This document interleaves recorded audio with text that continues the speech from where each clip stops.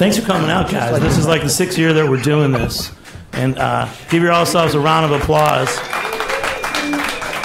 The funnest part about doing this every year is getting to pick, the great panelists that join me. And on the top of my list for a while has been Jeff O'Neill from Industrial Arts. Thanks, Jimmy. Thank you.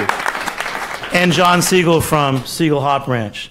And that's the big part of the show tonight, is that they have a long history together. We're going to talk about hops and how some of the first IPAs were made, and going up to some of the great IPAs and pale ales that Jeff is making at Industrial Arts Brewing. So give a big round of applause to these guys, our lead guests. And I'm humbled by the experts here as well. One of the top beer bars in New York City, and the world, the world. Managing partner, GM, Catherine. Woo! Catherine Kyle, Blind Tiger Ale House. Who's been to Blind Tiger? Wait, so how many people are AARP members? How many are public radio members? And how many have been to Blind Tiger? So, although half of us decided that we can become AARP members. So, but and then John Holl, a great beer writer, editor. Hi, John, one of my favorite books about it's a craft beer cookbook. And now you're editor of a new magazine. Yeah, Craft Beer and Brewing Magazine. Yeah. So guys, everyone, a big round of applause. And we're going to be tasting through 4 beers. I got this cute little visual. We're going to taste in order. First, the Anchorage Liberty Ale. And then we'll go to the Tools of the Trade from Industrial Arts, Power Tools IPA from Industrial Arts, and finish with the Too Juicy, Two Roads, the unfiltered double IPA. So I know they're out there. We're going to get some on stage to drink. I want a beer bad. Oh, yeah. And yeah. But that's kind of what brings us to this story. So there's a great book out, Tom Macatelli, Audacity of Hops. It talks about the early craft beer days in America. And one of the great stories is about John Segal's father, and Fritz Maytag, the founder of Anchor Steam. So why don't you give us a little backstory on that? Sure. So I don't know, do they have the Liberty Ale yet? Are they passing that? I see a lot of people drinking Lagunitas IPA, which has Segal Ranch hops in it, so thank you very much. Thank you. And the folks at Lagunitas, thank you, I'm sure. So there was this new hop variety called 56013, and it was an experimental out of Oregon. And my father found this was like, what, 1970? This is 1968. And Chuck Zimmerman was an amazing hop breeder for all you hop heads out there. Chinook, Centennial, Columbus were hops that he bred. And Chuck got a hold of these roots, and my father liked them, and really thought there was a time where there could be an aroma hop in the United States, which up until that time, in the 60s, there were no aroma hops. It was just kettle hops, and the German hops were the noble aroma hops. So what happened was my father planted them, and then he went to breweries and tried to get them to look at 56013. And finally, Coors Brewing Company in 1972 brewed with this hop that was bred out of Oregon. And the hop is called Cascade. And the Cascade has become a very important hop in the history of brewing, especially with craft beer. And in the early 70s, my father brought Cascade to Fritz Maytag, and Fritz loved it. And in 1975, he came out with a beer called Liberty Ale, which you're going to taste in just a moment. And it really is a very important beer in the history of craft beer, because it was the first dry hop ale in the United States, and it was based on Paul Revere's Ride and the whole history of the Revolutionary War. So Fritz is always very historical about how he brews his beers, and he's an amazing person. Anyway, long story short, that beer was a huge hit, and it influenced a lot of very important folks like Ken Grossman at Sierra Nevada. If you've ever had a Sierra Nevada Pale Ale, it's dry hopped with Cascades. And right now there's probably about 4,500 to 5,000 acres in the Yakima Valley that are planted in Cascades. And my father was the very first farm. He was the first person to commercially cultivate the Cascade variety, and so we're very proud of that. And we, to this day, market our Cascades as High-Oil Cascades, and a lot of very, very good beers are dry hopped with Segal Ranch Cascades. So did you guys ever think that IPAs would take off? Because back then, Sierra Nevada Pale Ale, this is a Liberty Ale. What made IPAs take off? Perseverance, really. I mean, this beer, Liberty, is 40 years old now. Yeah. I started drinking it like 20 years ago, and I actually started brewing in the Bay Area. It's a totally seminal beer for touchstone for a lot of us. And in fact, I still have a Liberty Ale T-shirt that's 20 years old that I wear sometimes. It took forever, but now IPA is, of course, the lead dog in the craft category. But it was, started out there in that area, and then some people brought it, that style of brewing back, and it just took time, and it took people's palates to evolve to more dry and spicy and expressive beers. The title of the show tonight, it's about hops. Is everyone here an IPA fan? Yeah, I don't think. And John Holl, you want to tell us a little more about the history of IPAs? Well, I was just going to say, IPA, especially here in America, is almost a rebellion style. Cheers, because after Prohibition, we had one major dominant style of beer, the domestic light lager, that didn't have a ton of flavor to it. There's nothing, super wrong with it, but it just didn't have a ton of flavor. So as brewers became more aggressive in adding hops to their beers, it was really running in the opposite direction of where we had been for so many decades. And it's gratifying that so many people actually are going and just ordering IPAs these days. It's not even any particular brand. I hear people saying, oh, what IPA do you have on tap? It's entered into the lexicon now because it is I think the status quo for craft these days, and but it was born out of a rebellion against the bland, as it were. And Catherine, for you at Blind Tiger, what percentage of beers do you sell are IPAs? I have 28 lines, and on any day, we change our beers out, we rotate them. So on any day, I'm going to have anywhere from 5 to 9 IPAs out of the 28. And that has increased over the last 5 years to now where it's almost a frenzy where I can't keep a specific IPA on.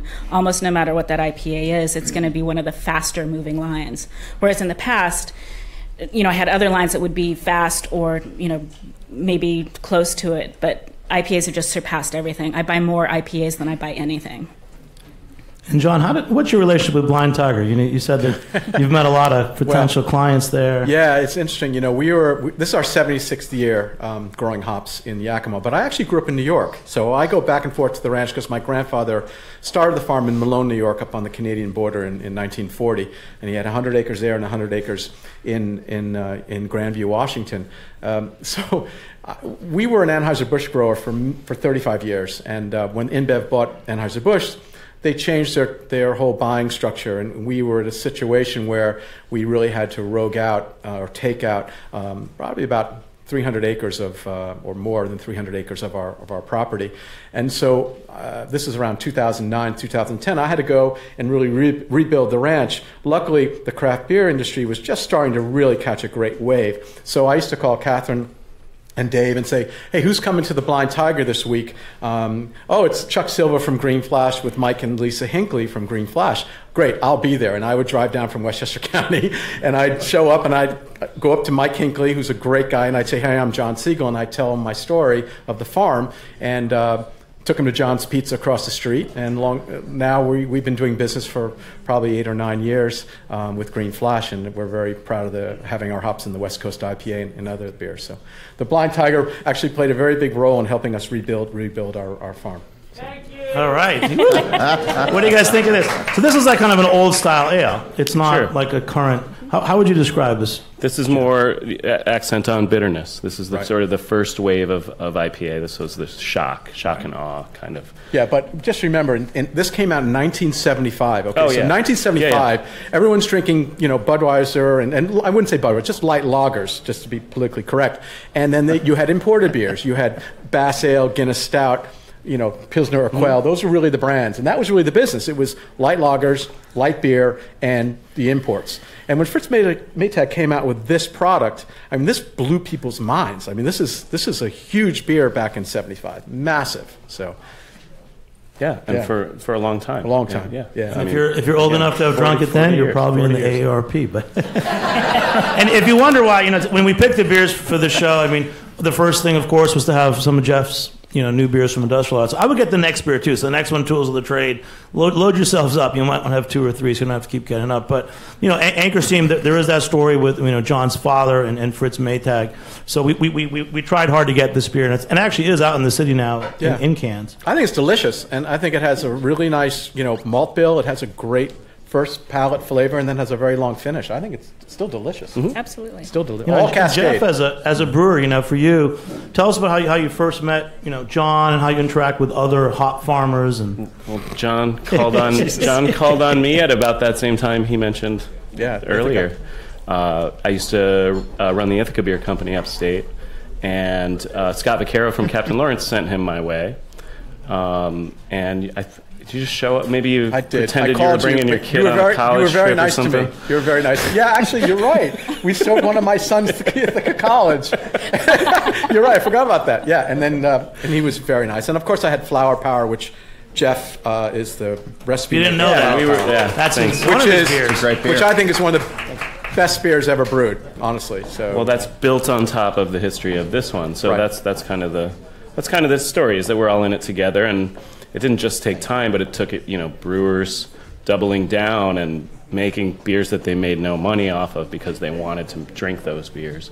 And it also, of course, took the consumer side, warming up to them and then finally pulling them through like in a furious way.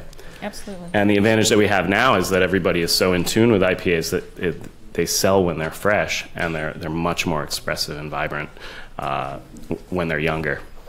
And this really speaks to where we are in American beer right now as far as the personal connections goes. That a hop ranch that's 70 years old, 70 plus years old, can go to an established beer bar in New York and meet brewers and forge a connection and make great beers off of that. I mean, this is really how it gets done in American beer these days. And there's not many other industries that bring agriculture and production and hospitality together in the same way that beer does. And so it's actually kind of fun to hear these stories about these connections. This is really the neatest for me, the illustration of Know Your Farmer. Right? Yeah, like the bumper absolutely. Sticker, sure. Yeah. And we'll be at his 2 months from September Friday, 20, right? September 22nd. Yeah. We'll be out there doing selection and choosing the hops that we'll brew with next year, and that's what's here in these trays.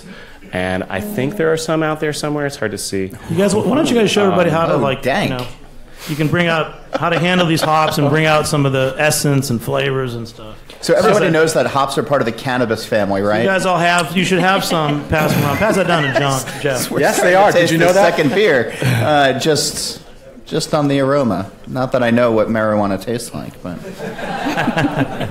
actually in Washington, I don't get invited to those parties. Actually, in Washington State right now, it's because you can't be cool, we dealt John. a little bit in that too.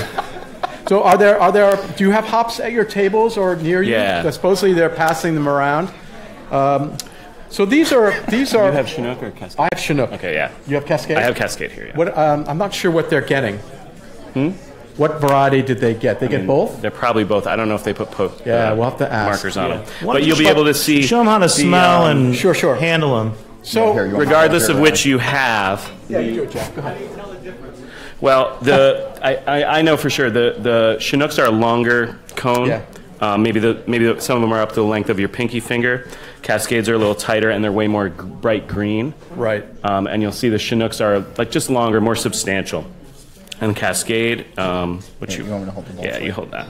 If you can does everyone have hops? If you can find a If you flower, have a square box, it's Chinook. If you have a round plate, it's Cascade. if you can find a flower, you can almost But Jeff's going to show you. So when you guys are pinch looking it at from hops, both sides, and then you can pull it right down the middle. Helpful for radio. Yeah. Right? And then you'll see along the axis there is this yellow pollen. It's called lupulin, and that's where the brewing value comes from, where the aromas and the flavor compounds are derived from. So that's what we're trying to conserve all the way from the field to the brewery and into the glass even further. And what you do is you take each half of the flower and you kind of rub it together, and what they're lupulin glands attached to the strig. And what you're going to do is you break those lupulin glands, and you can just smell them, and you're going to get a very intense, with the Chinook, you're going to get a very intense, spicy, pine-like smell, literally like pine. The Cascades, you should get more of a rose, citrus, grapefruit pith type of aroma. And then if you really want to be correct in rubbing hops at a hop farm, you actually take the hops in your hand and you really give them a rub. And Vinny Chilurzo at Russian River Brewing Company, if you ever had his hops, he's great at this. He's one of the best. He just rubs the crap out of them. And then he'll just and by the way, I'm going to do this because I'm not going to clean up. You throw them on the ground. And you smell your hands, and he does it very simply. He kind of does like a side smell. I don't know why he does a side smell, but what you want to do is wave your hands a little bit and smell, and wave your hands and smell. And when you do it this way, and your hands should get all like gnarly and really sticky. If you go like this, they should really stick. But when you do that, you really get the essence of what a year's worth of work is at the farm. And that's a year's worth of work. When we have a brewer come to our farm, they sit down and they actually select these hops, and they're rubbing them, and that's a year's worth of work that we're giving them for their approval, and hopefully they'll be happy. That's a round of applause. Yeah. I mean, these guys have been through so much, and hops are one of the hardest crops to grow. I mean, John, you were writing about a farm who just couldn't deal with the wet spring when they were planting and trying to get in the field. That sounds Not accurate. you? Yeah, no, I'm sure I did. I read all the articles he's ever written. No, but it really is a tough agricultural product to grow, and it is you need certain climates. And we were talking about this before backstage, that New York used to be a great hop producing state. I mean, you had a farm here that got decimated after Prohibition, but other states like Florida and North Carolina are really trying to get into it as well. But you really need specific growing conditions, and that's why the Yakima Valley, that's why parts of Germany, parts of the UK, even Southern Hemisphere, it does really well, and that we don't necessarily see it here in the way that we do these days. So support your local hop farmers, certainly, because what they're doing is a year-round job that has a very small yield in the grand scheme of crops, and it gives us the wonderful aroma and aromatics and bitterness in beer. Well, John, everyone, we tasted the Liberty Ale first, and right away going from that to the Industrial Arts Tools of the Trade, and you can tell the hops kind of pop at you. So, Jeff, talk us through this beer, because I know this is your baby, and Jeff, O'Neill is to me the finest brewer in New York State, and he's won many awards. Wow. So, come on, he is. But no, that's based on what's in the glass. I'm happy to be even considered to be up here talking to you guys. Good. So this is our flagship beer, Tools of the Trade. We call it an extra pale ale. It's meant to be very focused on a few simple ingredients. And actually the hops that are the two varieties that are in those trays, Cascade and Chinook, are both in this beer. But the main variety that we focus on is called Simcoe, and it's actually a variety that John doesn't grow. The other two come from us, though. The other two, yep. The other two come from Simcoe is an interesting hop because it was actually bred to be a commodity hop, an alpha hop, which is just for the bittering potential of the hop. So it's very high in the alpha acids that get converted into the bittering compounds. But it also it turned out that it had a really pleasant pink grapefruit, punchy character when it's on. It's a really beautifully expressive hop, a really nice oil composition, like a really nice profile. So it's one of my favorite ones, and we focus on it in each of these two beers of mine that we'll taste. It's Tools of the Trade, and Power Tools is the bigger sibling, which is the IPA we'll taste next. And these are two beers that we make year round at our place. That are meant to be, drunk fresh. And one note about the tasting notes: if you have a question, I'd rather have you come over to me and just come to the side and give it to me, and I'll read it out, just because we're for the recording's sake. So. Yep. So one thing that I'm curious about, and we're looking at some of the fresh hops. And sorry, Jimmy, because you said that you make these year round, and there's one hop harvest a year. Right. So what goes into the brewing process to make sure that the hop flavor stays consistent throughout the whole? Well, a lot of that happens before we ever take custody of it. We'll go and do selection, right? Yeah. And then we choose the lots that we want, and then they get processed. And this is one of the real obstacles for the local farming movement is the infrastructure. Right. Like these farms, like even John's place. You put in 6 new kilns this year. Yeah, we put in. It's a silly business. We have tractors, and we use year round, but we have a picking machine that's huge and big burners to dry the hops, and a kiln floor and a press. And this is a lot of dollars, and we use it for 30 days. It's 30 days. The harvest is 30 straight days, 24/7, and then all this infrastructure just sits for another year. So it's a crazy business. And hops really, other than Tom's of Maine deodorant, they use a little bit of hops in the natural deodorant. I mean, honestly, everything and there's a bit in some chicken feed as a natural antibiotic, which I worked on for 5 years and couldn't seem to get the powers that be at the poultry companies to really embrace.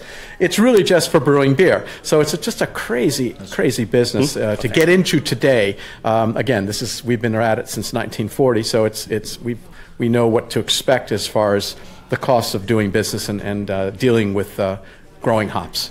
So, you're going to keep some? Sorry. In that can is a number of Simcoe pellets, and this is the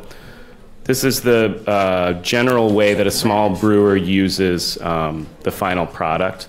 Right. So they are milled, pressed into pellets, flushed free of oxygen, and stored very cold. So it's a seasonal ingredient that, as you said, we need to use year-round to make a consistent product. So a lot of it has to do with how it's processed and handled up before we ever have it. So that's especially one at the of ranch. the I mean, from the ranch right to the cold storage. So the energy inputs are really significant. The well, it's just getting burners, it. The refrigeration. Right. Like it's a lot of infrastructure that's needed. Right. And there's a support network in the Yakima Valley. It's a mature industry, and it's not yet really in too many other places. But I should say these Simcoe were grown in Oregon. Oh, cool. Yeah. Yeah. I hear the Oregon Simcoes are good. Yeah. I mean, I'm from Washington. Our farm's in Washington State, which is 70% of the hop growing in the country. Oh, those smell nice, actually. Wow, these actually dissolve really nicely. The reason why small brewers use pellets, you see what just happened in my hand? So with leaf hops, they cause a lot of issues in the brew kettle as far as filtration and as far as cleanup. These pellets, they go right to powder, so they go right into solution into the brew kettle as well as for dry hopping. And that makes it much easier for breweries to deal with hops. And you get surface area to volume. Right, you get you get a lot more efficient extraction of something that's been. Let's step back. One of the Nito. Where's Nito? Put your hand up. He's one of the list. Question is about hops. Basic questions. Let's go back to basics. Are the hops leaves or flowers? They're flowers. Mm-hmm. They're flowers. And it's probably the question was asked because the term whole leaf hop is used for that form of hop. I think it's just... Yeah, they're hop flowers, and they're not called vines. They're called bines. If you want to be very, geeky here as far as the hops and the hops grow 18 feet high on a trellis. So if you think of wine grapes, you see a wine grape trellis, just go 18 feet. So, and we use coconut husk from Sri Lanka, so it's all biodegradable. So when we cut down the hops and it goes through the picking apparatus, the chopped vines are then chopped up, and we use that for mulch and compost for the following year. So it's quite sustainable that way. And 18 feet up, and they're just massive. Again, they're in the cannabis family, so they can grow up to a foot a day during the month of June. It's really quite remarkable. They grow in long rows, and when they're mature and heavy, it's really like walls of green, it's really quite smell beautiful. You can't possibly imagine. So, John, the question I get all the time, though, is can you do with hops what you do with cannabis? No,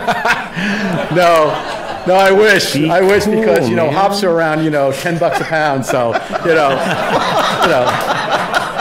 I He knows both sides of it. If I get $1,500 a pound, that'd be amazing. Amazing. Although you always get someone, it hasn't happened in a long time, but there's always some worker during harvest. We have these belts in the picking machine, and all the lupulin glands mixed with dust and dirt.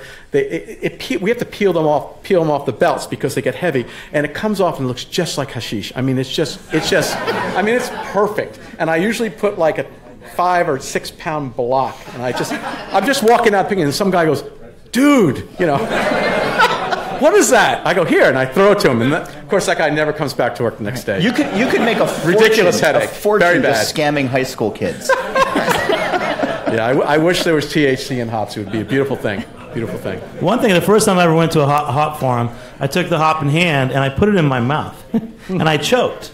So you shouldn't eat it, right? Actually, it's some people. I've had brewers do that at the ranch, and I always think they're freaking crazy. Yeah. But they do. They'll chew on the hops. And I go, "What are you doing? It's very bitter.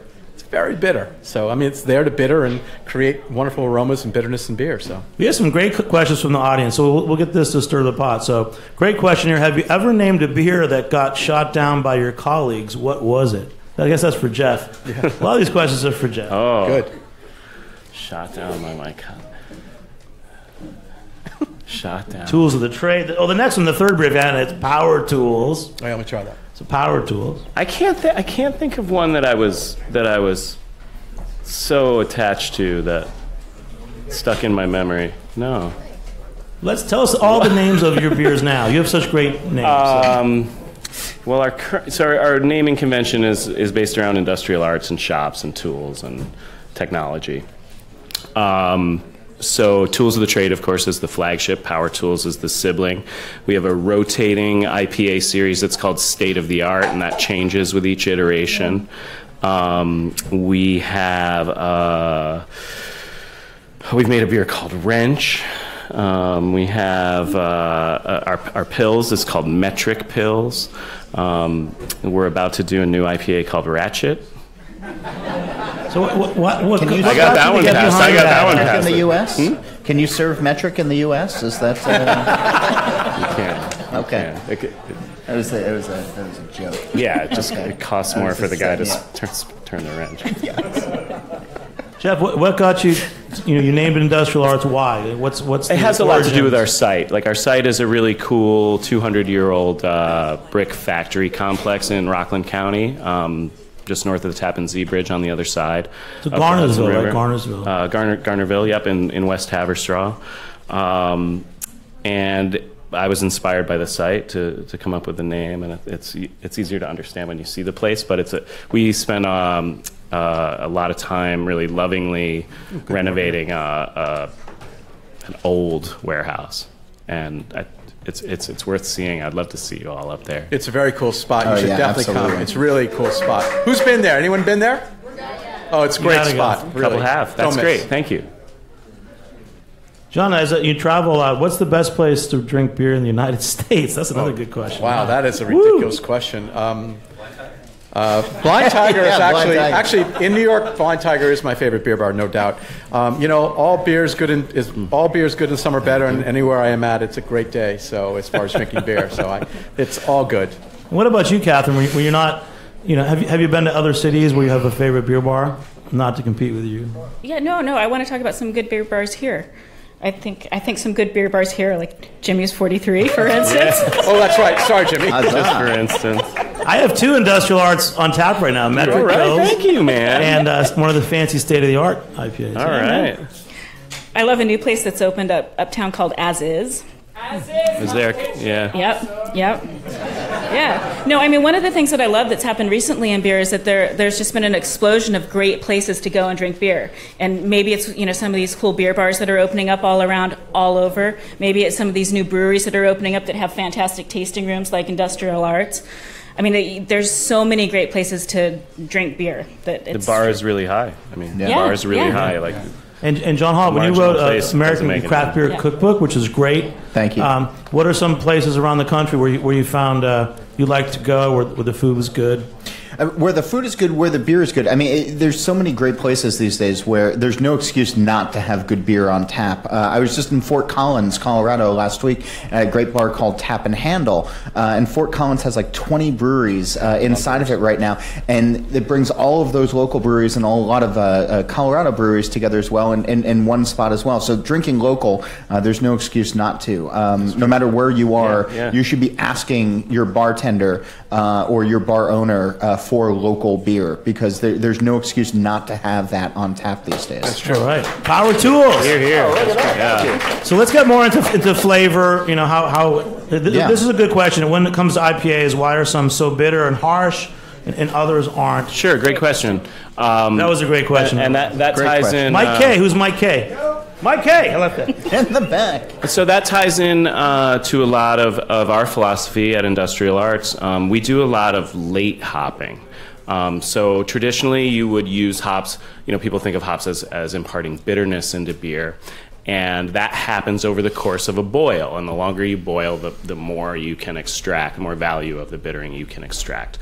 And that was the way we used to make IPA, and that's the way that Liberty Ale is made. That has a big front charge, a big bittering, what we call a bittering charge, and we have kind of gone back through the looking glass, and what we do is we backload the beers at the end of the brewing process, where you get a lot of hoppiness, but not necessarily a lot of bitterness. So we seek out these like really bright aromas.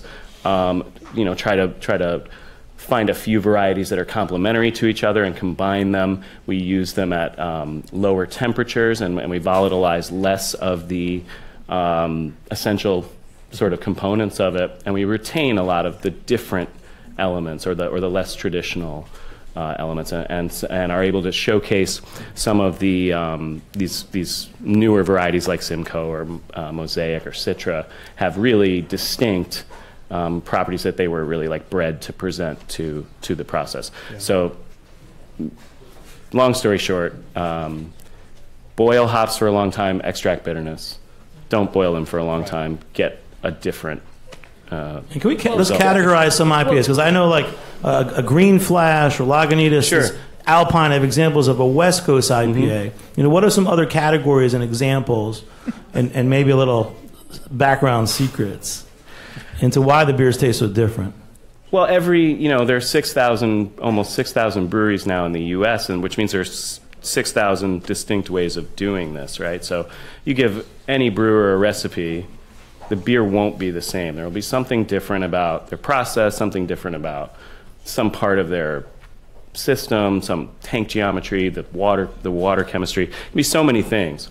So there's almost an infinite number of ways. Like even the category of IPA now is incredibly broad. Like it's all the way from no color to really rich in color. Like Cascadian dark and black IPAs. Sure. Yeah, I mean it's roasted malts going. And Catherine, what you were going to say something? Well, I was going to say what's really interesting about how the kind of the voyage of hops over what used to be is putting the hops in early in the boil. People used to count what's called IBUs, International Bittering Units, and it was kind of like, oh, our IPA has X amount of IBUs, always high.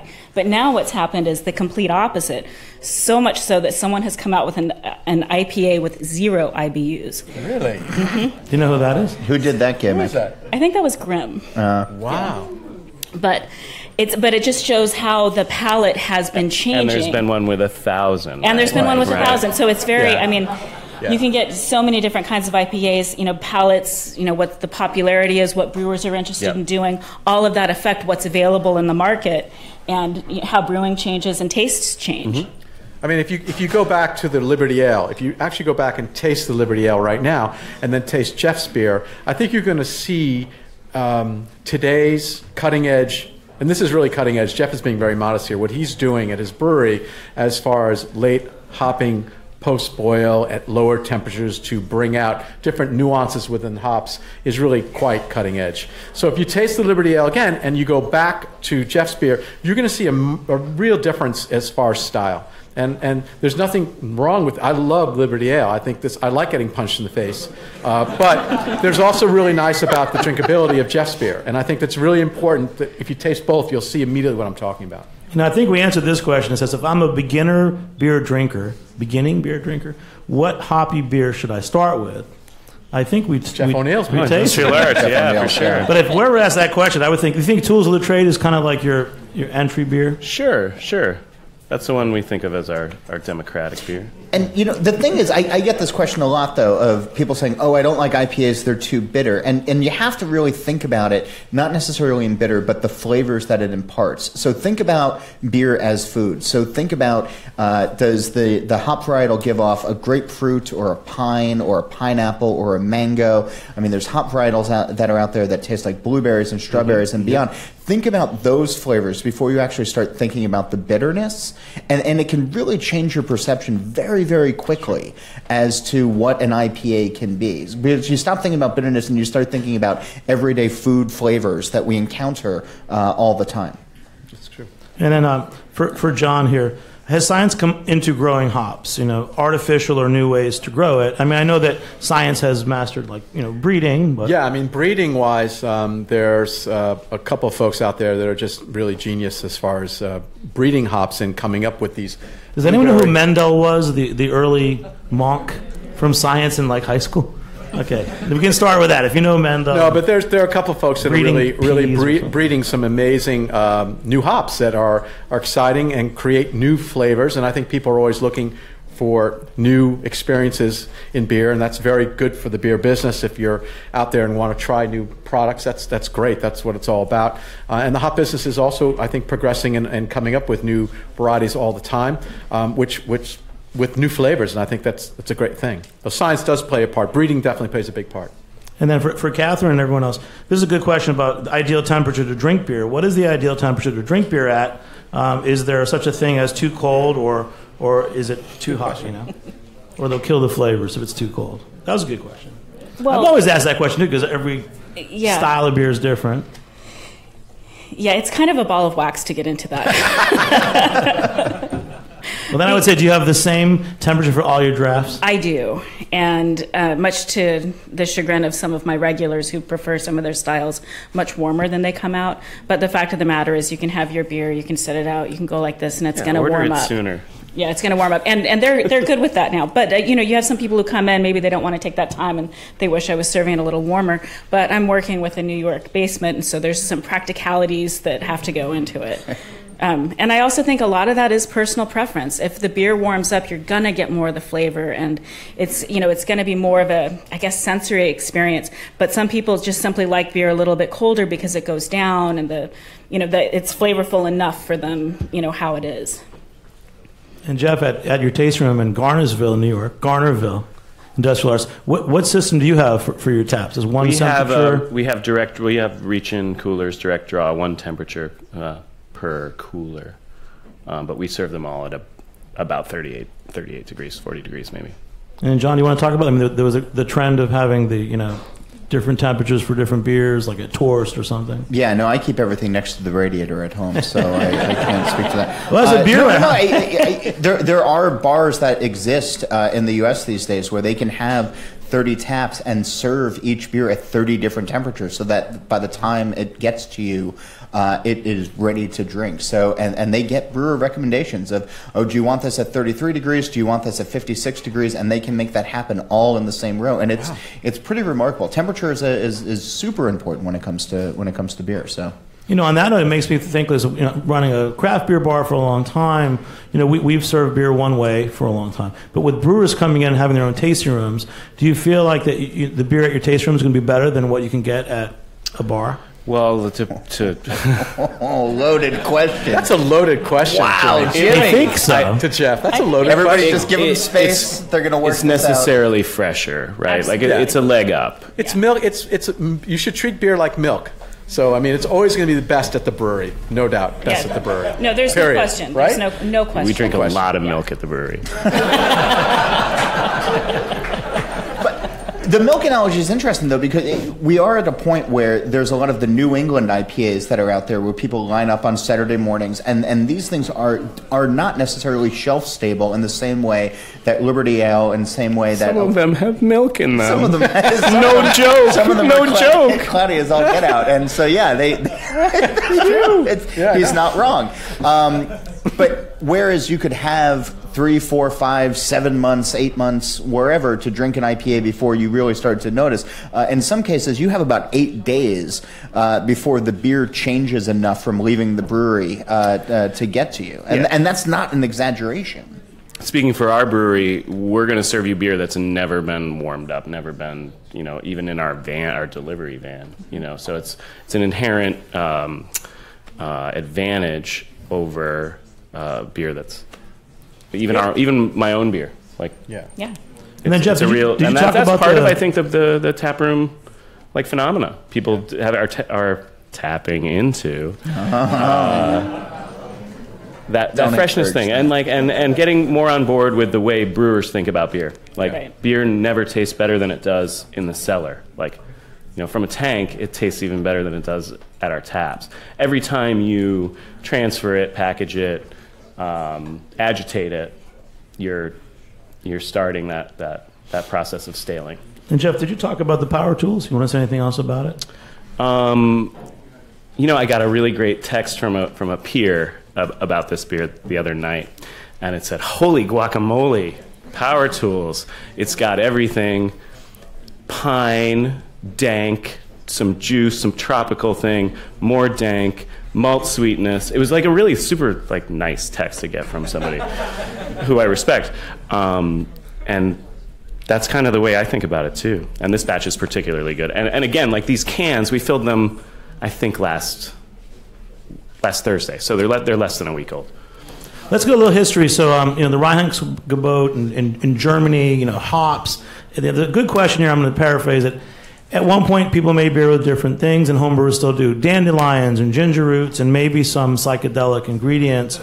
John, what really made it that hops became the ingredient for beer? Well, the main thing that happened was the brewers in ancient times. You got to remember that most people drank beer in ancient times because the water was poisoning people. They had no idea what sanitation was, and so everyone was getting dysentery in the villages in the old days. So they drank beer. They didn't understand why they should drink beer, but they just realized when they drank beer, they felt good. They were getting nutrition, and they weren't getting diarrhea. I mean that's really the bottom line. So sorry. Mornings were difficult, but yeah. I mean, the reason why hops became the primary spice ingredient in hops, because they did use barks and chamomile and many things, is that the brewmasters didn't understand it because Pasteur hadn't been born yet. But they realized when they used hops in the boil, the beer took longer to sour. There's a natural antibacterial static agent in hops that retards spoilage organisms, and that's why hops have really beer-specific spoilage organisms. Yeah, beer-specific spoilage organisms, and that's really the reason why hops really have become the main ingredient from Germany, and it's because the beer didn't sour. Where does India come in? As far as India Pale Ale. India Pale Ale. Give this one to John. So why India? Why is it called India Pale Ale? You can read about that. John, please, because there's so many stories, but you're the expert. There's a great book by Pete Brown that everybody should read. There's also a great IPA book by Mitch Steele that everybody should read. But the old wives' tale is preservation, that it kept the beer from spoiling longer. It's a little bit more complicated than that, but the interesting thing that I found about hops is, and you were talking about eating them before, if hops had never found their way into beer, they would just be a weed these days, growing in certain areas. Because again, they're not as good as cannabis in that way. You can't use them as a spice. People aren't using them necessarily in cooking. So if they had never found their purpose in beer, this would be sort of like some obscure weed that your neighbors down the street would know about, like that weird guy who has the garden. It's kind of amazing. Actually, it would have been a nuisance because hops from Pliny called hops the wolfweed. And if you grow hops, if any of you grow hops near your garden, be sure to keep it separate because it will just wind around and choke the crap out of your entire garden. It will just take over everything. So it's actually really, the name of it is called the wolfweed, and so you don't want it in your garden. But really good for one thing and one thing only. Right. Yeah. But India, so look, you should just Google it. Google it. Why our IPA is called India Pale Ale? It goes back to England shipping to their sodas. India, right. That one you can Google. But we have the live people here. And the last question, this is a good one. Especially with Jeff and what you're making, IPAs versus pale ales. Where is the line drawn these days? By Greg. Who's Greg Besso? That was a good one. Good question. Right. It's a little arbitrary, but it's generally at this point by alcoholic level. I consider anything 6% and above an IPA, and then probably once you get toward 8, you're talking about a double or imperial IPA. But it's kind of arbitrary. It's like every brewer has their own take on that, and we call them kind of what we think they are. So that's part of the freedom Changing that you styles. have when you get. I like extra pale ale more than a session IPA. As a style, as a tag. I didn't like session IPAs when they first came out. I thought they were too citrusy. But like an extra pale ale, which is kind of the same but different. But that's a good one. We have to jump. We only have a few minutes. We're getting cut off. But John, you brought the last beer. Tell us about it. Two Roads. Great brewer, Phil, up in Connecticut. Up in Connecticut, yeah. So this is the natural progression. We started with one of the more historical iterations of IPA. And New England IPA is what you're going to be hearing a lot about these days. And typically they're hazy. Typically they're encouraged to drink fresh. This is the Too Juicy from Two Roads. I'm not affiliated with the brewery, but I dig the beer. Craft Beer and Brewing Magazine, where I work now, gave this a 98 in there out of 100. So this is a double IPA that uses generous amounts of Hallertau Blanc, Citra, and Mandarina Bavaria hops. And the result is what they call a juicy, full-charged double IPA with notes of grapefruit, pine, lychee, orange, tangerine against a soft malt backdrop. But this is what people line up for on Saturday mornings these days. It's kind of beer porn, yeah. But people are excited. Did you write that copy, John? But I just read that right off their website. But think about the food terms, and this is what we're using to describe IPAs these days. Unfiltered, so you'll notice when you had it in your glass, it was a little bit more cloudy. 8.2% alcohol, so it is definitely a step up from all the other ones that we have these days. And this is what the new generation of beer drinkers is exposed to on day one when they turn 21. These are the beers that they're exposed to and actually seeking out these days, which is such a far cry from Liberty Ale these days. And it almost makes Liberty Ale seem quaint in a lot of ways. But it's important to know where we came from to see where we are today. Oh, yeah. Let's wrap it up. Final statements. What's going to happen is all these great panelists are going to go stand behind the tables, and you can drink beer with them and hang out. And there's so many great questions. Thank you, everyone who wrote a question. But you can go and ask them questions yourself, but we do have to cut the show. So final statement. John, for me, we got to talk about hops. It was pretty deep, right? But we could go deeper. And there's places to read about it. There's the Hop Growers Handbook, which is about growing hops in the East by our friends from Indian Ladder Farm.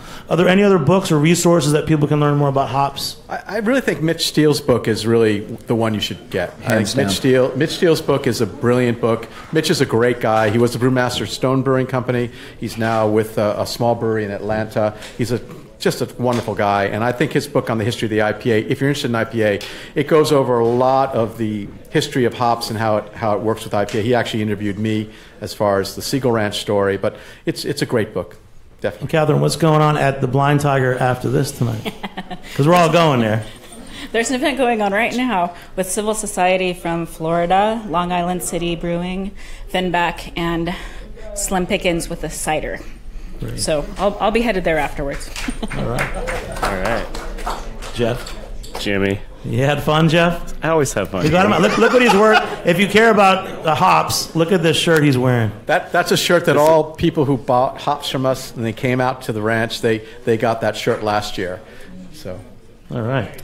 Drink I've been waiting for a proper occasion to wear it. Tremendous. What? I've been waiting for a proper occasion, and one. I know. I was shocked when you put it on. I was like, "Holy crap! You put on the shirt. It's great. Thank you." John Holl, you had fun coming out with us? Yeah, absolutely. I've been a journalist for 20 years, and it's important now more than ever to support real news. And so, New York Public Radio. But to that point, though, it's also important to support small local businesses, and breweries are those as well. And so, support your local news organization, support your local breweries. It makes us all better people. Please, yeah, absolutely. All right. Thanks everybody for coming out. We're going to hang out at the table and drink beer. Big shout out, thank you, New York Public Radio and the Jerome L. Greene Space and the producers and the engineers and everybody that's here. Great crew. We've been doing this for 6 years and we love it. Check us out, Beer Sessions Radio, every Tuesday on heritageradionetwork.org, and we have these kind of conversations every week. So thanks everybody. Stick around, drink beer. Woo! Thanks so much.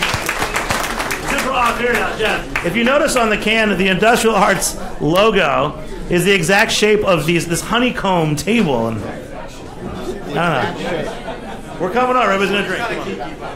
Let's go drink.